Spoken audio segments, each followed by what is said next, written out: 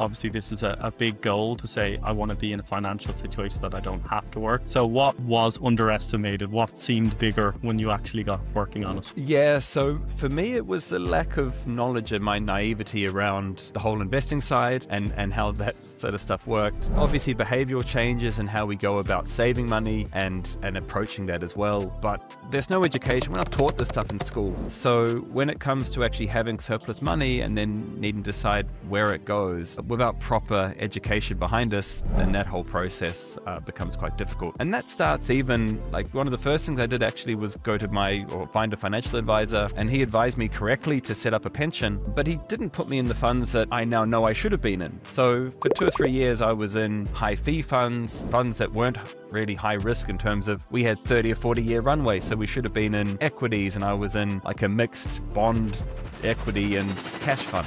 So there were things that were just wrong from day one. And then it got worse when I set up on my own, then not really knowing where I was going to put my own money. I started putting my own money into unregulated investments that in many cases ultimately cost me a lot of money and ended up being scams. So again, it was that lack of education early on. Behavior wise and learning and getting better at saving was definitely something that I also had to work on, but that was something that kind of came more natural to me anyway. I think naturally somewhat frugal person. But then again, as I said, that investing and a lot of investing mistakes that I made early on ultimately cost me time and money. I think something interesting on that is, having listened to your podcast, I've a pretty good idea of this, but you have had an interesting journey with some of your investments that have not worked out or you turned out to be scams. What do you think led you to that? Was there an element of rushing to find solutions yourself, or trying to rush goals to be, achieve faster than you actually should have set your timelines for? Yeah, it was definitely an element of both, but fundamentally at age 33 when we started, I had this feeling that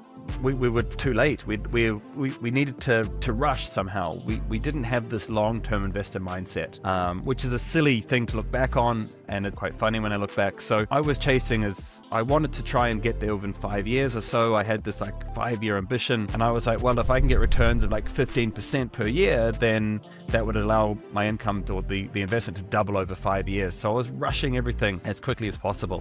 What's interesting when you look back, and we see this all the time in society today, where we look at something like the S&P 500 and we say, oh, that's overvalued. There hasn't been a correction for a number of years. The same things were being said in 2017, the start of 2018, that we have today, yet the share market was half the valuation back then. So you might be sitting around a poker table and someone would say, oh no, I wouldn't put an investment into the S&P 500 or to an index fund or a global index fund. Oh no, that's way overvalued. So there's always this misconception that something's overvalued when we don't really know, because all we have to compare it to is what it was valued to previously, not what we actually is going to be valued to into the future. So there's this misconception that it's always overvalued.